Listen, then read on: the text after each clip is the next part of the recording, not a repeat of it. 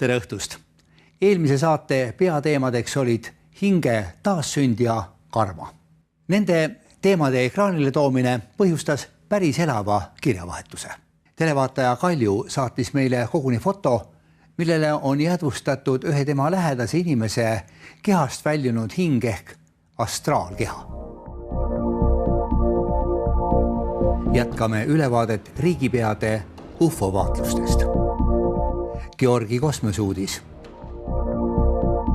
Jaapani esimese astronaudi UFO-reportaaž. Kommenteerime meie kirjasaatjatelt tulnud pilte ja sõnumeid. USA president Ronald Reagan rääkis oma lähiringi inimestele korduvalt UFO-vaatlustest, mille tunnistajaks ta oli koos oma abikaasa Nancyga. President Reagani kirjeldused ja kommentaarid on avaldatud raamatus, mis on kohe teie ees ekraanil. Tähelepanuväärseid avaldusi seoses maavälise mõistuse toimetamisega meie planeedil on teinud ka Ronald Reagani peamine vastasmängija, kunagise Nõukogude Liidu president Mihhail Gorbatšov. Oli Gorbatšovil kohtumine Uraalis ja Uraali kohalik häälekandja nagu tsiteeris siis ta käest ka rahva seast töökollektiivis keegi küsis ja siis ta ütles, et UFO teema on äärmiselt tõsine, see nähtus on reaalselt olemas ja sellega tegeletakse. Ta ei öelnud, kes tegeleb, kus tegeleb, kui palju. Ja muidugi Gorbatšovi ja Reagani 80ndate lõpul, kus toimus desarmeerimist ja selliste koostöö ja USA ja Ameerika tuleviku ülesehitamine, siis seal ju mõlemad kasutasid vihjena ideed, et me ühineksime juhul, kui meid ähvardaks väljaspoolne oht ja Reagan küsis, et kas nad siis mitte ei ole juba meie keskel. Igor Volke pidas silmas Ronald Reagani ja Mihhail Gorbatšovi kohtumist 1987. aastal rahvusvahelisel foorumil nimetusega Tuumavaba maailm ja inimkonna ellujäämine. Seal oli president Reagan öelnud, et kui maakera ähvardaks tulnukate rünnak kosmosest, siis nähtavasti USA ja Nõukogude Liit ühendaksid oma jõupingutused selle ohu tõrjumiseks. Oma vastuses ütles Mihhail Gorbatšov, et niisugust rünnakut karta oleks võib-olla enneaegne, kuid välistada seda ka ei saa. Kas täna, 30 aastat hiljem, on niisuguse rünnaku tõenäosus suurem kui 1987. aastal? Seda tuleks küsida eeskätt praegu võimul olevatelt riigipeadelt, kes selles valdkonnas on arvatavasti kõige kompetentsemad.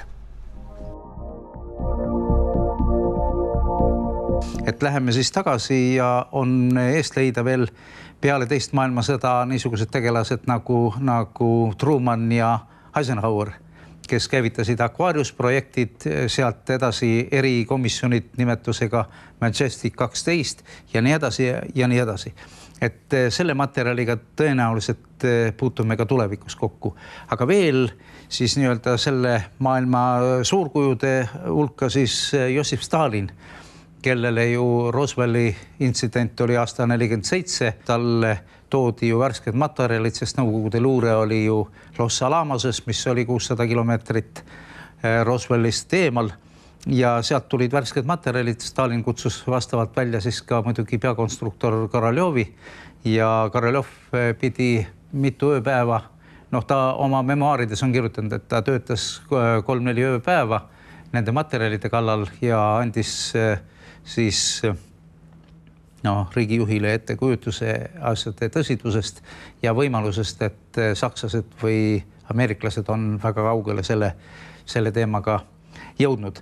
Sama oli siis enne sõda oli Churchilli hoiakut, kus ta nõudis UFO temaatika suhtes teadlasringkonnalt väga kategooriliselt selgeks tegemist, millega siis lõppkokkuvõttes tegemist on, sest luureandmed on liiga tõsiselt võetavad, et kogu seda signaali ignoreerida. Nii et riigipead on informeeritud, mõned vähem, teised rohkem, vastavalt nende kaliibrile või luureteenistuse mahule ja võimekusele. Detsembris 1989 kohtusid Maltal Nõukogude Liidu president Mihhail Gorbatšov ja USA president George Bush. Nende kohtumiste programm olevat sisaldanud ka midagi niisugust, millest maailma avalikust ei teavitatud. Väidetavalt viidi Mihhail Gorbatšov ühte USA sõjaväebaasi ja näidati talle tulnukaid. Juhul, kui midagi niisugust tõepoolest toimus, siis aitab see selgitada, missuguste asjaolude tõttu siiski Nõukogude Liit 1991. aasta augustis kokku varises.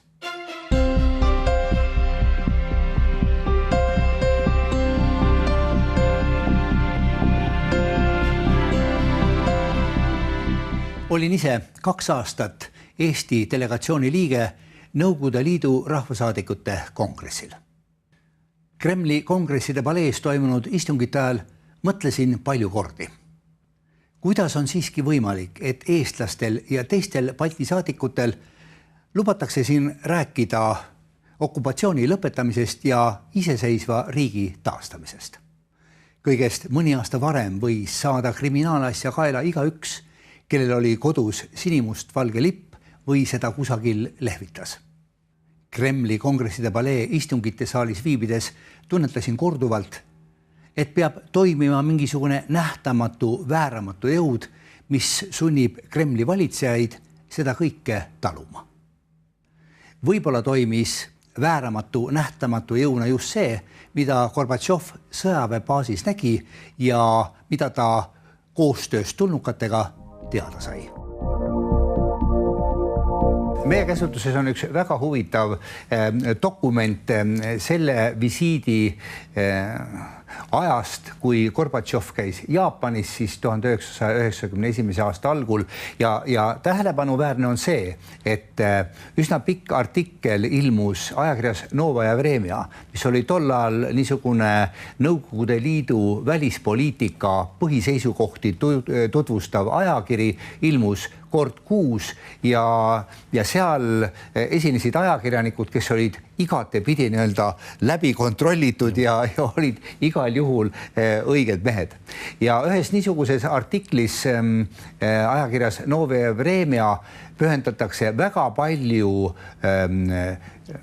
ajakirjaruumi sellele, et kirjeldada siis seda Gorbatšovi suhtumist nendesse nõndanimetatud ufodesse ja juhitakse veel tähelepanu sellele, et tollane Jaapani peaminister oli suur UFO-fänn ja ka temaga olid siis ajakirjanikud rääkinud ja Jaapani tollane peaminister ka väga selgesõnaliselt andis mõista, et ta ei saa muidugi kõigest rääkida, aga tegemist ei ole mingi pseudoteema või väljamõeldisega, vaid see on reaalselt eksisteeriv fenomen ja sellega see jutt tookord ka lõppes. Aga minu jaoks oli väga kõnekas see, et see ilmus ajakirjas Novaja Vremja, mis oli teatud niisugune kaubamärk, ütleme tollele ajastule ja kui seal juba midagi öeldi, siis oli see väga põhjalikult kaalutud informatsioon.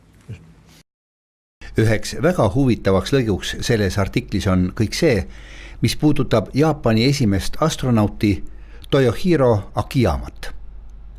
Ta valiti kosmonautide ettevalmistuse rühma augustis 1989. Selleks ajaks oli tal selja taga juba üsnagi pikk raadio- ja teleajakirjaniku karjäär. Aastatel 1967–71 töötas Akiyama BBC maailmauudiste toimetuses. Seejärel sai temast korporatsiooni TBS, Tokyo Broadcasting System, välisuudiste korrespondent. Aastatel 1984–1988 oli ta TBS-i korrespondent Washingtonis. Akiyama kosmoselennueelsed treeningud algasid kohe pärast seda, kui 1989. aastal oli sõlmitud leping korporatsiooni TBS ja Nõukogude Liidu vahel.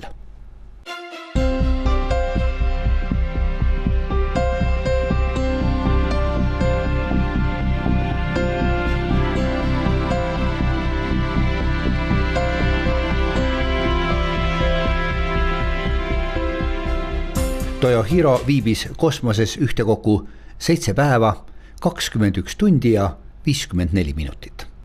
Iga päev edastas astronaudiks treenitud teleajakirjanik Akiyama reportaaže astronautide tööst ja elustolust orbitaaljaamas Mir. Selle kosmoselennuga tegi Toyohiro ajalugu mitmes mõttes. Esiteks, ta oli esimene jaapanlasest astronaut kosmoses. Ja teiseks, tegemist oli kosmoselendude ajaloos esimese ühe inimese kommertslennuga. Tuletame meelde, et kõik Toyohiro Akiyama kosmoselennuga seotud kulud kattis Jaapani meediakontsern TBS.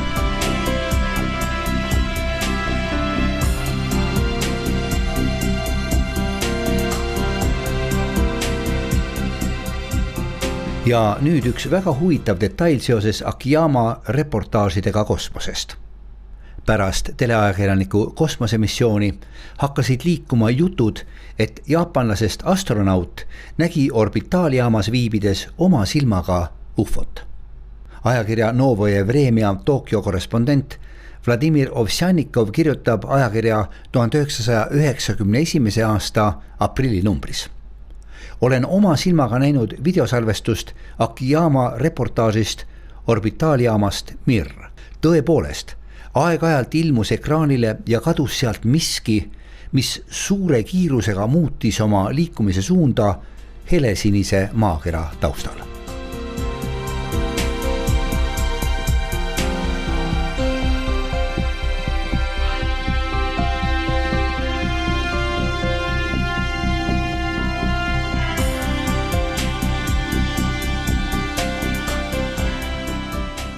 Mõtlema panev on ka selles ajakirjas avaldatud Jaapani tollase peaministri Toshiki Kaifu intervjuu Jaapani ülikoolide tudengitele.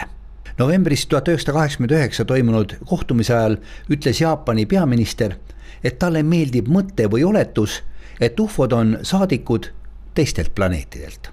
Üks tudengitest viitas uudisteagentuuri TASS sõnumile, et grupp Nõukogude Liidu koolipoisse nägi UFO maandumist. Mida te sellest arvate? Küsis tudeng Jaapani peaministrilt. Toshiki Kaifu vastas, et tema arvates Nõukogude teadlased ja spetsialistid tõepoolest usuvad tundmatute lendavate objektide olemasolusse. Tudengid soovitasid peaministril kohtuda ka USA presidendi Ronald Reaganiga, kes mitmes oma esinemises oli maaväliste tsivilisatsioonide teemat puudutanud. Peaminister avaldas omalt poolt arvamust, et võib-olla tuleks Jaapani haridusministeeriumi juurde moodustada uurimisgrupp, kus hakatakse koguma infot selle salapärase nähtuse kohta.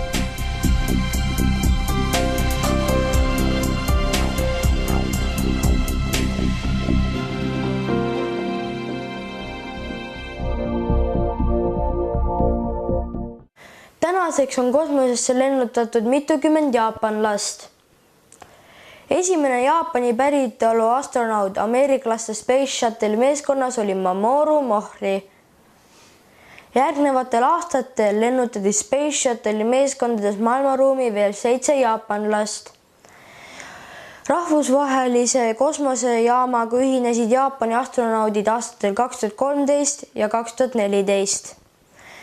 Kestvuslende rahvusvahelises kosmosejaamas on Jaapani astronaudid jätkanud ka aastatel 2015 ja 2016. Aastal 2003 moodustati JAXA, Jaapani rahvuslik kosmoseagentuur. Agentuuri peamiste ülesannete hulka kuulub planeetide, asteroidide ja päikese uurimine. Eesmärgiks on võetud ka inimese saatmine Kuule.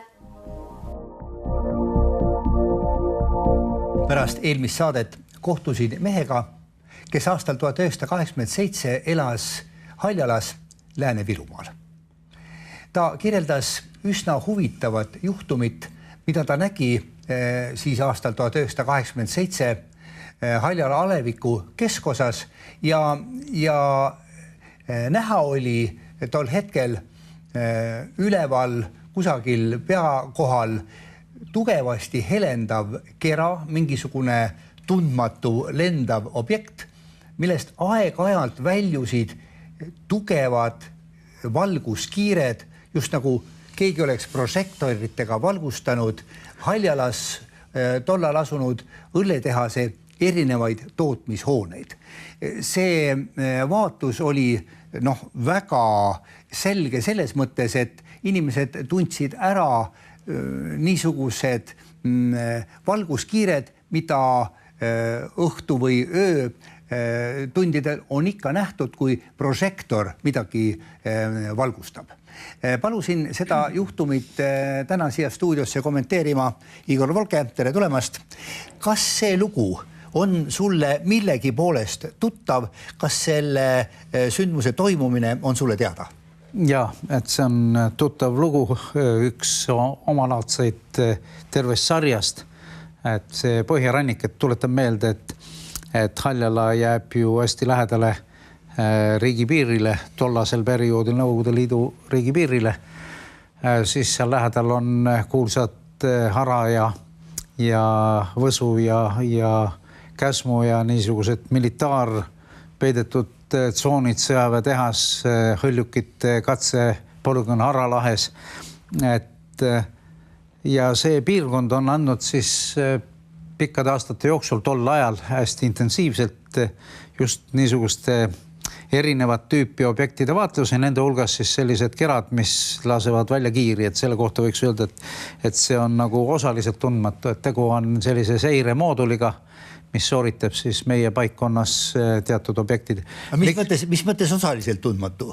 No selles mõttes, et me teame, et nad on seireobjektid, et nad ei ole lihtsalt mingisugused mõistatuslikud kerad, mis võiks olla nagu plasmakera või keskkonna mingi muu anomaalia või ilmastiku või peegeldus või... Et nad täidavad mingid teatud ülesanded? Nad täidavad ülesanded, et võib-olla tulevikus ma seletan täpselt Ameerika Ühendriikide projektis Sinine raamat oli tolleks ajaks juba aastakümneid möödas ja 60ndate aastate algul olid Ameerika relvajõududel klassifitseeritud ja üks selliseid 15 eri klassifikaatori hulgast oli siis selline seiremoodul, et nad liiguvad keskkonnas ringi, nad on suhteliselt autonoomsed, nad hiljem liiguvad põhiobjektide juurde, aga nad lasevad välja kiire 2 või 3 ja seiravad siis meie objekti. Miks vaatlusobjektiks õlletehas on, ei kommenteeri, aga ju meestel on hea maitse, et Saku oli läbi töötatud.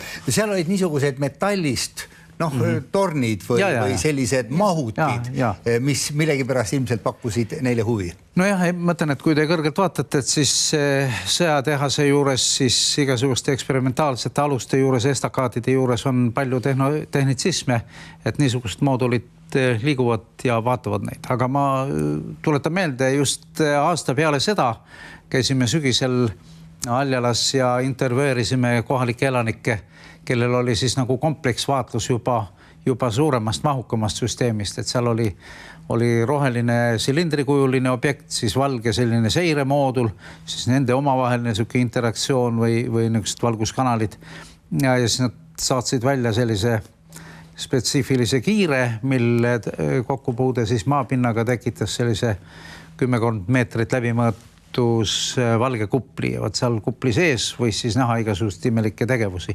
Ja kuna see oli nii lähedal riigipiirile, siis läksime rutt- ja piirivalve kordonisse. No piirivalveväed alluvad ju KGB-le, eks selle, või allusid. Ja siis väeosa komandöri käest ma küsisin, et me oleme Tallinnas niisuguse organisatsiooni esindajad, et kas ei saaks nagu kohtuda ja natukene vahetada informatsiooni või õigupoolest, kui teil on midagi. Vahetada muljeid. Muljeid ja siis konsulteeriti, Rakveres oli KGB peakorter, siis öeldi, et mingid insenermajast niisugused sellid on siin kohal, kraed üleval, kotid üle õla ja siis öeldi, et tulge 1,5 tunni pärast tagasi, et komandör tahab ise ka juures olla. No ja siis saime kokku, umbes 40 meest oli üles rivistatud peale lõunasööki sellisesse, nad nimetasid Lenini tuba ja istusid siis seal pestud, kammitud piirivalvurid ja kuulasid ära siis minu tutvustused, mis meid sinna tõi, mida me siiamaani saavutanud oleme, mis me Eestis teinud oleme.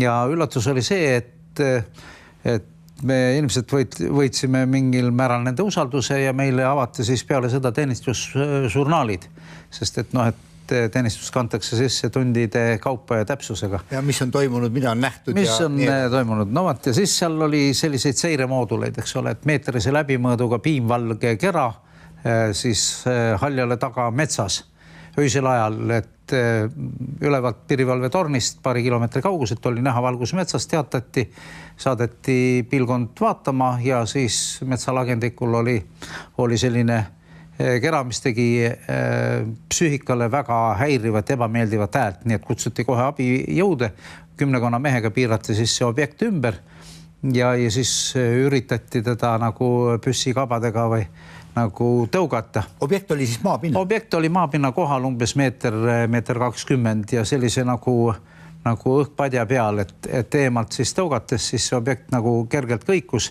aga siis see heli natukene siis muutus intensiivsemaks, aga toimis närvikavale väga ebameeldivalt, nii et kõigi üksmeelne arvamus oli, et see oli väga vastik ja tekitas hirmu, nii et nad ei võtnudki tarvitusel mingit abimaad, nad ei tulistanud, nad ei löönud seda objekti, ei rünnanud, vastastikune selline delikaatne seisund oli.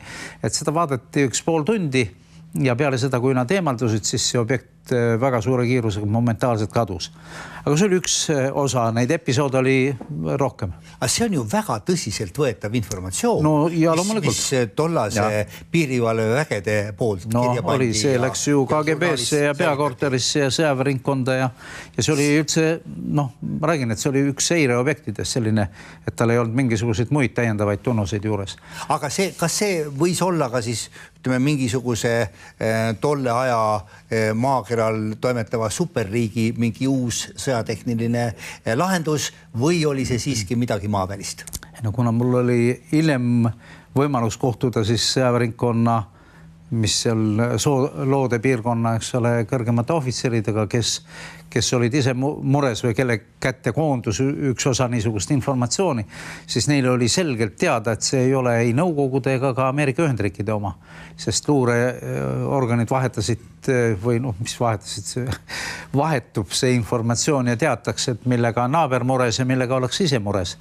Ja see oli siis nagu kolmandate riikide või kolmanda poole objektid ja need põhiobjektid, millest need sondid välja tulid, need olid ka vaadeldavad, et need sissekanded olid ka teenistusžurnaalides. Et see oli siis seal sügisel suurt rohelist ellipsikujulist objekti nähtud, sellest eralduvad siis sellised kerad, need kerad sooritavad autonoomseid seireid meie keskkonnas, lähevad sinna tagasi. Nüüd emalaev ja sealt siis väljuvad, ütleme, satelliidid. No tinglikult ja niisugused väiksemad. Autonoomsed seiremoodulid, et nii me võime markeerida.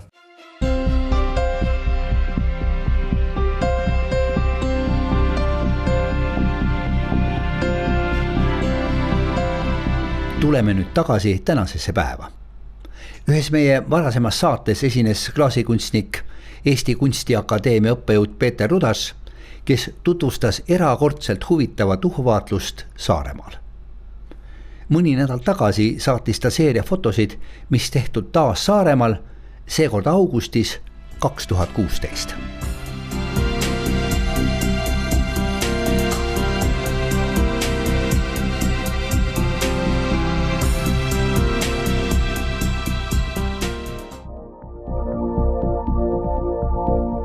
Tegemist on niisuguse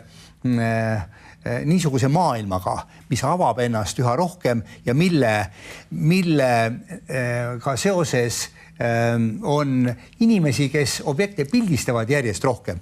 Täna võttis minuga ühendust inimene, kes on paljudele eestlastele hästi tuntud, kes sõidab sageli liinil London-Tallinn ja möödunud aasta novembris telefoniga läbi lennuki salongi illuminaatori pildistas ta lendavat objekti, mis kindlasti ei ole lennuk, mis kindlasti ei ole mingisugune pilvemoodustis, mis on arusaamatu, kuid reaalselt olemasolev nähtus.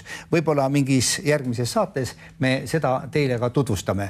Aga praegu räägime fotodest, mis on siin meie ees laual ja mille tõi täna Igor kaasa stuudiosse. Ja, et ma tõin need kaasa, et jagada teistele, sest ma sain nii-öelda autoritelt loa ja õiguse neid näidata, et ma tänan kõiki, kes kirju saadavad, et tehke seda endiselt, kui julgete, jaksate ja elukaaslaselt loa saate.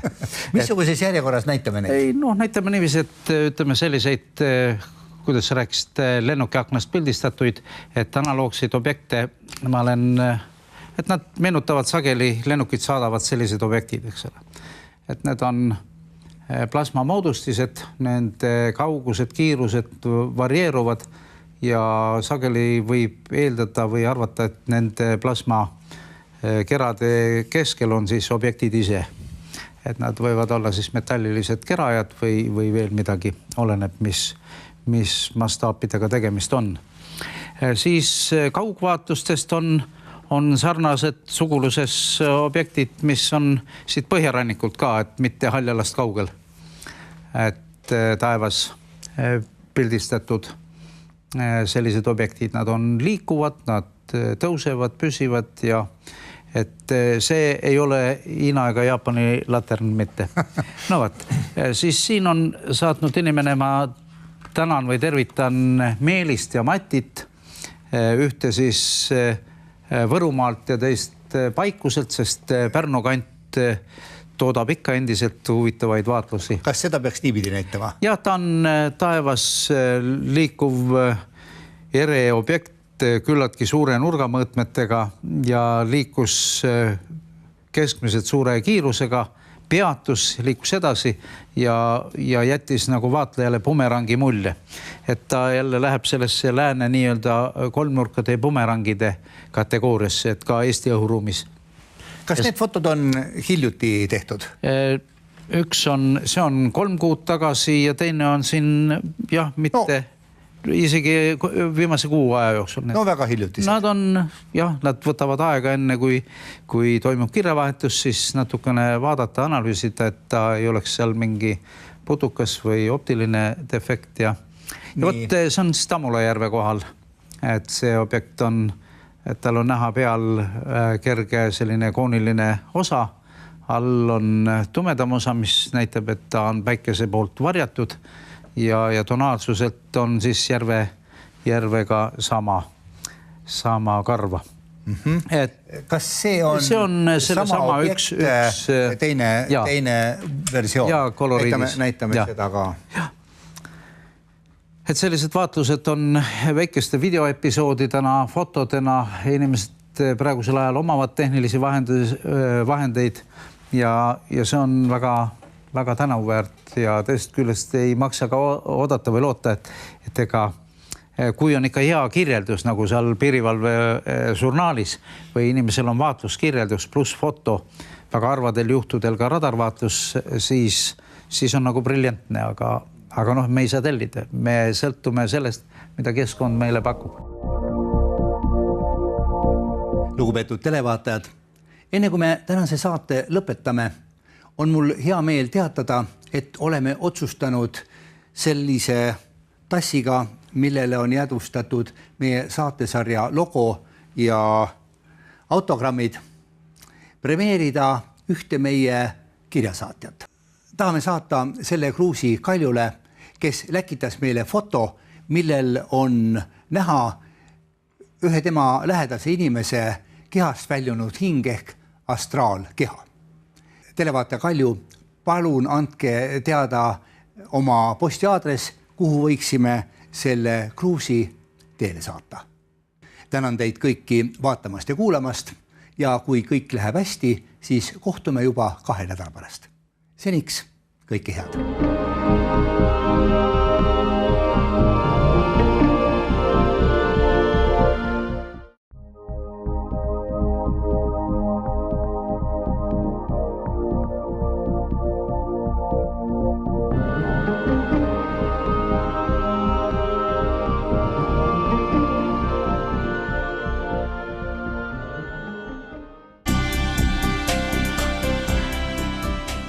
Mõtlema panev on ka selles ajakirjas avaldatud Jaapani tollase peaministri Toshiki Kaifu intervjuu Jaapani ülikoolide tudengitele. Novembris 1989 toimunud kohtumise ajal ütles Jaapani peaminister, et talle meeldib mõte või oletus, et ufod on saadikud teistelt planeetidelt. Üks tudengitest viitas uudisteagentuuri TASS sõnumile, et grupp Nõukogude Liidu koolipoisse nägi ufo maandumist. Mida te sellest arvate? Küsis tudeng Jaapani peaministrilt. Toshiki Kaifu vastas, et tema arvates nõukogude teadlased ja spetsialistid tõepoolest usuvad tundmatute lendavate objektide olemasolusse. Tudengid soovitasid peaministril kohtuda ka USA presidendi Ronald Reaganiga, kes mitmes oma esinemises oli maaväliste tsivilisatsioonide teemat puudutanud. Peaminister avaldas omalt poolt arvamust, et võib-olla tuleks Jaapani haridusministeeriumi juurde moodustada uurimisgrupp, kus hakatakse koguma infot selle salapärase nähtuse kohta.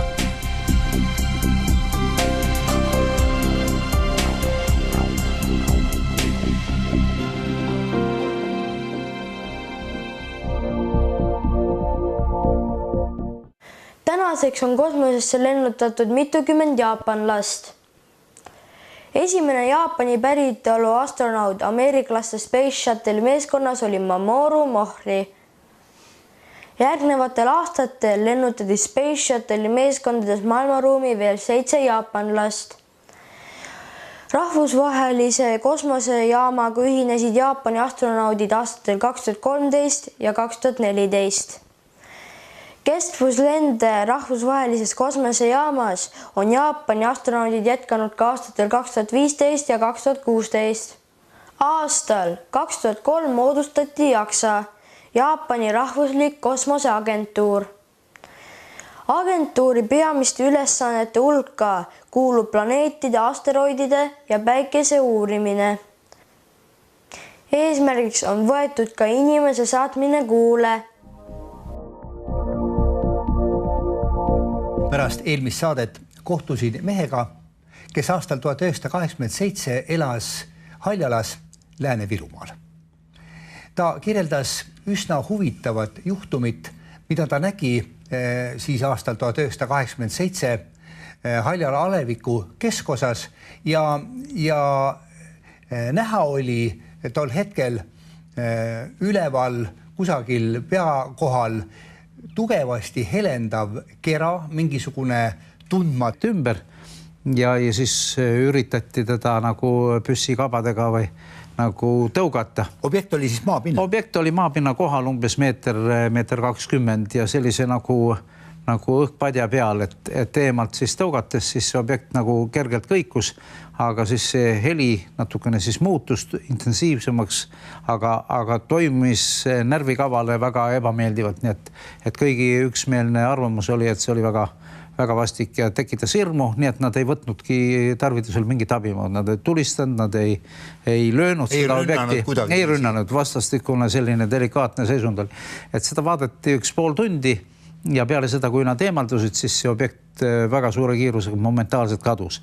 Aga see oli üks osa, neid episood oli rohkem. Aga see on ju väga tõsiselt võetav informatsioon, no, ja mis tollase piirivalvevägede poolt kirja pandi. Oli, see läks ju KGB-sse ja peakorterisse ja sõjaväeringkonda ja see oli üldse, ma räägin, et see oli üks seireobjektidest selline, et tal ei olnud mingisuguseid muid täiendavaid tunnuseid juures.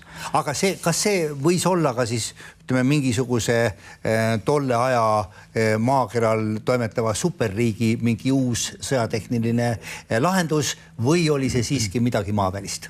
No kuna mul oli hiljem võimalus kohtuda siis sõjaväeringkonna, mis seal loode piirkonna, eks ole, kõrgemate ohvitseridega, kes olid ise mures või kelle kätte koondus üks osa niisugust informatsiooni, siis neile oli selgelt teada, et see ei ole ei Nõukogude ega ka Ameerika Ühendriikide oma, sest luureorganid vahetasid või mis vahetasid, vahetub see informatsioon ja teatakse, et millega on naaber mures ja millega oleks ise mures.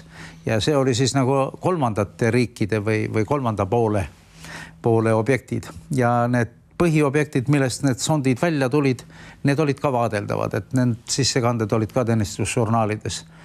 Et see oli siis seal sügisel suurt rohelist ellipsikujulist objekti nähtud sellest eralduvad siis sellised kerad, need kerad sooritavad autonoomseid seireid meie keskkonnas, lähevad sinna tagasi. Nüüd emalaev ja sealt siis väljuvad, ütleme, satelliidid. No tinglikult ja niisugused väiksemad autonoomsed seiremoodulid, et nii me võime markeerida.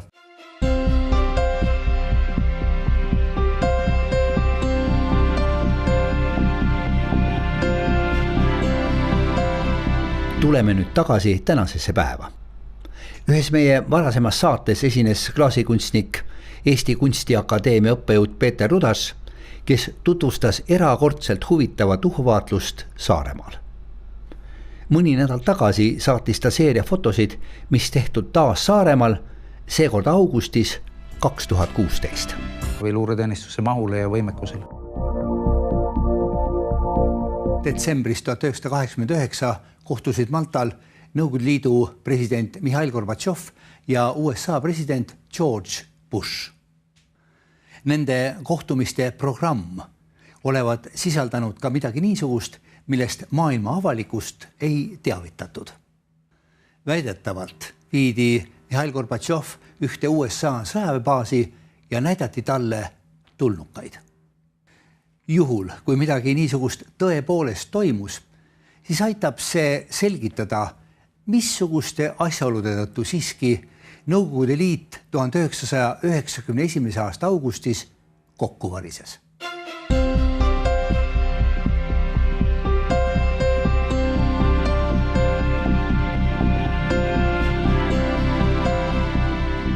Olin ise 2 aastat Eesti delegatsiooni liige Nõukogude Liidu rahvasaadikute kongressil. Kremli kongresside palees toimunud istungite ajal mõtlesin palju kordi. Kuidas on siiski võimalik, et eestlastel ja teistel Balti saadikutel lubatakse siin rääkida okupatsiooni lõpetamisest ja iseseisva riigi taastamisest? Kõigest mõni aasta varem võis saada kriminaalasja kaela igaüks, kellel oli kodus sinimust-valge lipp või seda kusagil lehvitas. Kremli kongresside palee istungite saalis viibides tunnetasin korduvalt, et peab toimima mingisugune nähtamatu, vääramatu jõud, mis sunnib Kremli valitsejaid seda kõike taluma. Võib-olla toimis vääramatu, nähtamatu jõuna just see, mida Gorbatšov sõjaväebaasis nägi ja mida ta koostöös tulnukatega teada sai. Meie käsutuses on üks väga huvitav dokument selle visiidi ajast, kui Gorbatšov käis Jaapanis siis 1991. aasta algul ja tähelepanuväärne on see, et üsna pikk artikkel ilmus ajakirjas Novaja Vremja, mis oli tollal niisugune Nõukogude Liidu välispoliitika põhiseisukohti tutvustav ajakiri, ilmus kord kuus ja seal esinesid ajakirjanikud, kes olid igatepidi läbi kontrollitud ja olid igal juhul õiged mehed. Ja ühes niisuguses artiklis ajakirjas Novaja Vremja pühendatakse väga palju ajakirja ruumi sellele, et kirjeldada siis seda Gorbatšovi suhtumist nendesse nõndanimetatud ufodesse ja juhitakse veel tähelepanu sellele, kerad, mis võiks olla nagu plasmakera või keskkonna mingi muu anomaalia või ilmastiku või peegeldus või... Et nad täidavad mingid teatud ülesanded. Nad täidavad ülesanded, et võib-olla tulevikus ma seletan täpselt Ameerika Ühendriikide projektis sinine raamat oli tolleks ajaks juba aastakümneid möödas ja 60ndate aastate algul olid Ameerika relvajõududel klassifitseeritud ja üks selliseid 15 eri klassifikaatori hulgast oli siis selline seiremoodul, et nad liiguvad keskkonnas ringi, nad on suhteliselt autonoomsed, nad hiljem liiguvad põhiobjektide juurde, aga nad lasevad välja kiire 2 või 3 ja seiravad siis meie objekti. Miks vaatlusobjektiks õlletehas on, ei kommenteeri, aga ju meestel on hea maitse, et Saku oli läbi töötatud. Seal olid niisugused metallist tornid või sellised mahutid, mis millegipärast ilmselt pakkusid neile huvi. Nojah, mõtlen, et kui te kõrgelt vaatate, et siis sõjatehase juures, siis igasuguste eksperimentaalsete aluste juures, estakaatide juures on palju tehnitsisme, et niisugused moodulid liiguvad ja vaatavad neid. Aga ma tuletan meelde, just aasta peale seda käisime sügisel Aljalas ja intervjueerisime kohalikke elanikke, kellel oli siis nagu kompleksvaatlus juba suuremast mahukamast süsteemist, et seal oli roheline silindrikujuline objekt, siis valge selline seiremoodul, siis nende omavaheline selline interaktsioon või niisugused valguskanalid ja siis nad saatsid välja sellise spetsiifilise kiire, mille kokkupuude siis maapinnaga tekitas sellise 10 meetrit läbimõõtus valge kupli ja seal kupli sees võis siis näha igasugust imelikke tegevusi. Ja kuna see oli nii lähedal riigipiirile, siis läksime rutt- ja piirivalve kordonisse. No piirivalveväed alluvad ju KGB-le, eks selle, või allusid ja siis väeosa komandöri käest ma küsisin, et me oleme Tallinnas niisuguse organisatsiooni esindajad, et kas ei saaks nagu kohtuda ja natukene vahetada informatsiooni või õigupoolest, kui teil on midagi. Vahetada muljeid. Muljeid ja siis konsulteeriti, Rakveres oli KGB peakorter, siis öeldi, et mingid insenermajast niisugused sellid on siin kohal, krajad üleval, kotid üle õla ja siis öeldi, et tulge 1,5 tunni pärast tagasi, et komandör tahab ise ka juures olla. No ja siis saime kokku, umbes 40 meest oli üles rõvistatud peale lõunasööki sellisesse, nad nimetasid Lenini tuba ja istusid siis seal pestud, kammitud piirivalvurid ja kuulasid ära siis minu tutvustused, mis meid sinna tõi, mida me siiamaani saavutanud oleme, mis me Eestis teinud oleme. Tegemist on niisuguse maailmaga, mis avab ennast üha rohkem ja millega seoses on inimesi, kes objekte pildistavad järjest rohkem. Täna võttis minuga ühendust inimene, kes on paljudele eestlastele hästi tuntud, kes sõidab sageli liinil London-Tallinn ja möödunud aasta novembris telefoniga läbi lennuki salongi illuminaatori pildistas ta lendavat objekti, mis kindlasti ei ole lennuk, mis kindlasti ei ole mingisugune pilvemoodustis, mis on arusaamatu, kuid reaalselt olemasolev nähtus. Võib-olla mingis järgmises saates me seda teile ka tutvustame.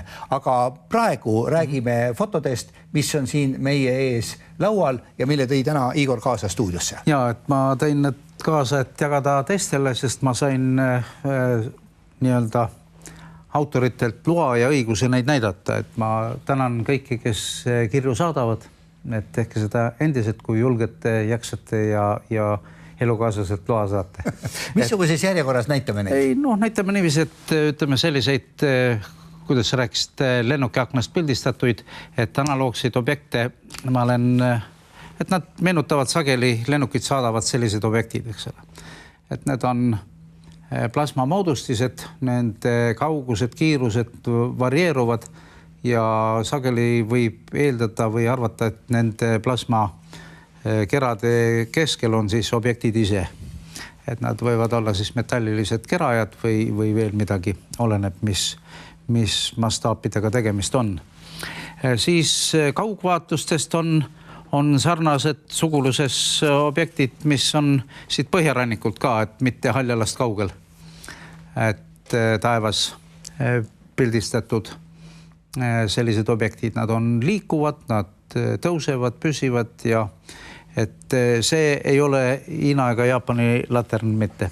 No võt, siis siin on saatnud inimene, ma tänan või tervitan Meelist ja Matit, ühte siis Võrumaalt ja teist Paikuselt, sest Pärnu kant toodab ikka endiselt huvitavaid vaatlusi. Kas seda peaks niipidi näitama? Ja ta on taevas liikuv objekt, küllaltki suure nurgamõõtmetega ja liikus keskmiselt suure kiirusega, peatus, liikus edasi ja jättis nagu vaatlejale bumerangi mulje. Et ta jälle läheb sellesse lääne nii-öelda kolmnurkade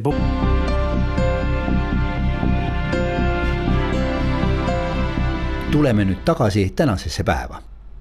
Ühes meie varasemas saates esines klaasikunstnik Eesti Kunstiakadeemia õppejõud Peeter Rudas, kes tutvustas erakordselt huvitavat uhuvaatlust Saaremaal. Mõni nädal tagasi saatis ta seeria fotosid, mis tehtud taas Saaremaal, seekord augustis 2016.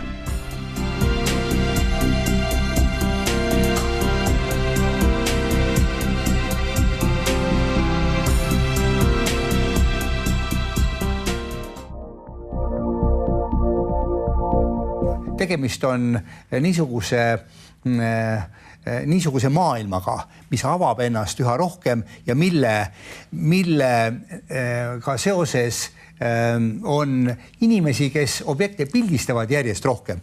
Täna võttis minuga ühendust inimene, kes on paljudele eestlastele hästi tuntud, kes sõidab sageli liinil London-Tallinn ja möödunud aasta novembris telefoniga läbi lennuki salongi illuminaatori pildistas ta lendavat objekti, mis kindlasti ei ole lennuk, mis kindlasti ei ole mingisugune pilvemoodustis, mis on arusaamatu, kuid reaalselt olemasolev nähtus. Võib-olla mingis järgmises saates me seda teile ka tutvustame.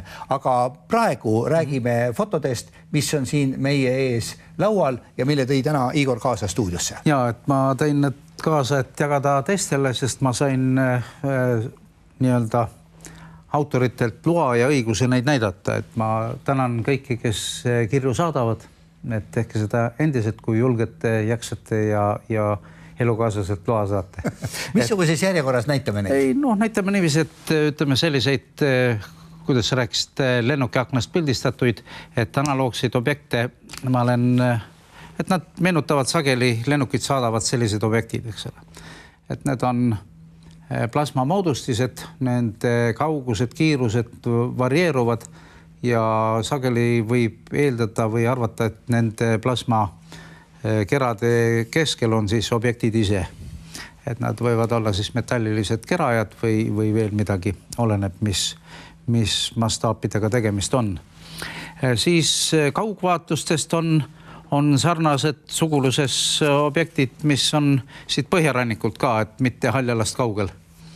Et taevas pildistatud sellised objektid, nad on liikuvad, nad tõusevad, püsivad ja et see ei ole Hiina ega Jaapani. Üllatus oli see, et me ilmselt võitsime mingil määral nende usalduse ja meile avati siis peale seda teenistusžurnaalid, sest et teenistus kantakse sisse tundide kaupa ja täpsusega. Ja mis on toimunud, mida on nähtud? Mis on toimunud? Ja siis seal oli selliseid seiremooduleid, eks ole, et meetrise läbimõõduga piimvalge kera siis Haljale taga metsas öisel ajal, et ülevalt piirivalvetornist paari kilomeetri kauguselt oli näha valgus metsas, teatati, saadeti pilgond vaatama ja siis metsalagendikul oli selline kera, mis tegi psüühikale väga häirivat, ebameeldivat häält, nii et kutsuti kohe abijõude, 10 mehega piirati siis see objekt ümber ja siis üritati teda nagu püssikabadega või nagu tõugata. Objekt oli siis maapinna? Objekt oli maapinna kohal umbes meeter 20 ja sellise nagu õhkpadja peal, et eemalt siis tõugates siis see objekt nagu kergelt kõikus, aga siis see heli natukene siis muutus intensiivsemaks, aga toimus närvikavale väga ebameeldivalt, nii et kõigi üksmeelne arvamus oli, et see oli väga vastik ja tekitas hirmu, nii et nad ei võtnudki tarvitusel mingit abimaad. Nad ei tulistanud, nad ei löönud seda objekti. Ei rünnanud, vastastikune selline delikaatne seisund oli. Et seda vaadati 1,5 tundi ja peale seda, kui nad eemaldusid, siis see objekt väga suure kiirusega momentaalselt kadus. Aga see oli üks osa, neid episoode oli rohkem. Aga see on ju väga tõsiselt võetav informatsioon, No, ja loomulikult. mis tollase piirivalvevägede poolt kirja pandi. Oli, see läks ju KGB-sse ja peakorterisse ja sõjaväeringkonda ja see oli üldse, ma räägin, et see oli üks seireobjektidest selline, et tal ei olnud mingisuguseid muid täiendavaid tunnuseid juures. Aga kas see võis olla ka siis mingisuguse tolle aja maakeral toimetava superriigi mingi uus sõjatehniline lahendus või oli see siiski midagi maavälist? No kuna mul oli hiljem võimalus kohtuda siis sõjaväeringkonna, mis seal loode piirkonna, eks ole, kõrgemate ohvitseridega, kes olid ise mures või kelle kätte koondus üks osa niisugust informatsiooni, siis neile oli selgelt teada, et see ei ole ei Nõukogude ega ka Ameerika Ühendriikide oma, sest luureorganid vahetasid või mis vahetasid, vahetub see informatsioon ja teatakse, et millega on naaber mures ja millega oleks ise mures. Ja see oli siis nagu kolmandate riikide või kolmanda poole objektid ja need põhiobjektid, millest need sondid välja tulid, need olid ka vaadeldavad, et need sissekanded olid ka teenistusjournaalides. Et see oli siis seal sügisel suurt rohelist ellipsikujulist objekti nähtud, sellest eralduvad siis sellised kerad, need kerad sooritavad autonoomseid seireid meie keskkonnas.